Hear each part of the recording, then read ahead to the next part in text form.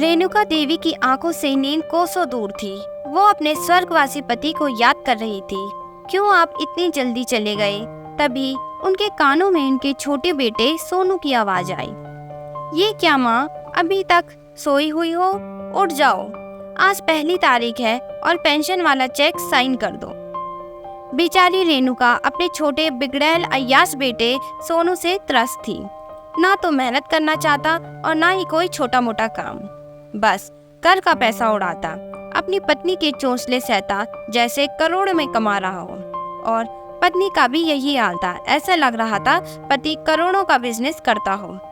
और सोनू की सबसे बुरी आदत औरतों की तरह इधर से उधर बातों की लगाई बुझाई कर अपने बड़े भाई के खिलाफ अपनी माँ को भड़काया करता। इसलिए रेणुका देवी का बड़ा बेटा अपनी माँ को न पूछता और न मिलने आता। अब उनका बुढ़ापा का समय इनकी लाचारी का सबब है कि नालायक सोनू के साथ रह रही थी और हर दिन अपनी किस्मत को कोस रही थी। रेणुका देवी ने चेक पर साइन करके दे दिया। पेंशन निकाल कर ले आया। माँ से कह रहा कि उसकी पत्नी को मायके जाना है, इसलिए 25,000 के बदले 50,000 निकाला है। उसके ससुर के पथरी का ऑपरेशन है और 25,000 रुपये भेजना पड़ेगा। सोनू के बेशर्मी से रेणुका की आंखें नम हो गई कि उनके पति का पैसा से समधियाना भी पल रहा है, क्योंकि उनकी जो छोटी बहू है वो बहुत गरीब परिवार से है। बाप चौकीदार ठहरा जिसकी महीने की कमाई 6,000 रुपये है, जिसमें घर का खर्च चलाना मुश्किल था। इस तरह हर महीने रेणुका देवी के बैंक से उनके पति के जमा किए हुए पैसे को किसी न किसी बहाने से निकालता रहता और वो चाहकर भी विरोध नहीं करती थी। रेणुका देवी के पति एक गवर्नमेंट विभाग में कार्य करता थे। अच्छी खासी तनख्वाह थी और अपने रिटायरमेंट के पूरे पैसे उन्होंने पत्नी के नाम जमा कर दिए ताकि बुढ़ापे में उनको कोई परेशानी ना हो और पेंशन से उनका महीने का खर्च भी आराम से चल जाएगा। उनके 2 बेटे थे, एक बड़ा बेटा उमेश और छोटा सोनू।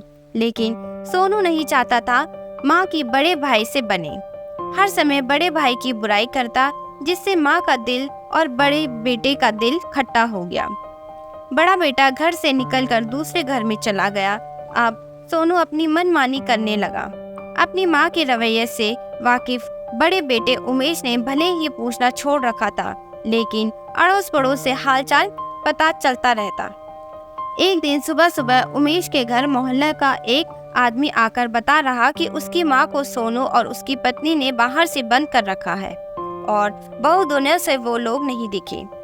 चलिए ना भैया, चलकर देखिए क्या बात है। उमेश भागा भागा आया और वहाँ बाहर से गेट पर ताला लटका देखा, लेकिन माँ बालकनी में बैठी हुई है। अरे माँ, तू घर में है, फिर बाहर से ताला क्यों लगा है? सोनू और उसकी पत्नी कहाँ पर है? हमको फोन क्यों नहीं किया? बेटे को देख गेट के पास आकर फफक फफक कर रोती हुई बोली, दोनों मुझको ताला में बंद कर हिल स्टेशन घूमने मौज मस्ती करने गए हैं। एक टिफिन वाला आकर सुबह शाम खाना दे जाता है। बेटा, काल काट रही हूँ, देखना। मेरा बेटा मेरे पैसे को ही लूट रहा है। तेरे पापा का सारा पेंशन का पैसा खर्च कर देता है। ताला तोड़ा गया और रेणुका देवी को आजाद किया गया। उमेश अपनी माँ को अपने घर ले जाता है। कुछ दिन के बाद मौज मस्ती कर घर लौटा सोनू गेट पर नया ताला देख पड़ोस में पूछा तो पता चला कि उनके बड़े भैया आए थे और ताला तोड़कर माँ को अपने घर ले गए।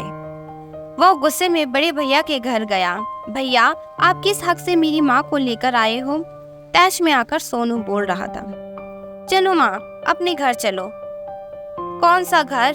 वो मेरा घर ही नहीं है, वो उमेश का भी है, इसलिए अब वहाँ उमेश चलेगा तभी मैं चलूंगी, वरना नहीं।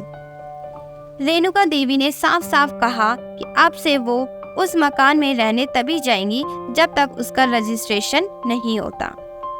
वो मकान 2 मंजिला तेरे पापा ने बनवाया था और मेरे नाम से है, इसलिए जीते जी तुम दोनों को आधा आधा दे दूंगी।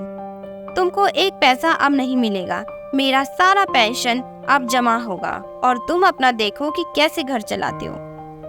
आज रेणुका जी को बड़ा बेटा भगवान राम लग रहे, जिसने सोनू की चालाकी, धूर्तता और हर धर्मी से निजात दिलाकर सुकून शांति का जीवन दिया है। उमेश के घर चैन से रह रही हैं और उनका सारा पैसा जमा हो रहा है। क्यों आज रेणुका देवी को समझ आ गया था सोनू को उनसे नहीं बस उनके पैसे से प्यार है, लेकिन उनके बड़े बेटे बहू को माँ से प्यार है।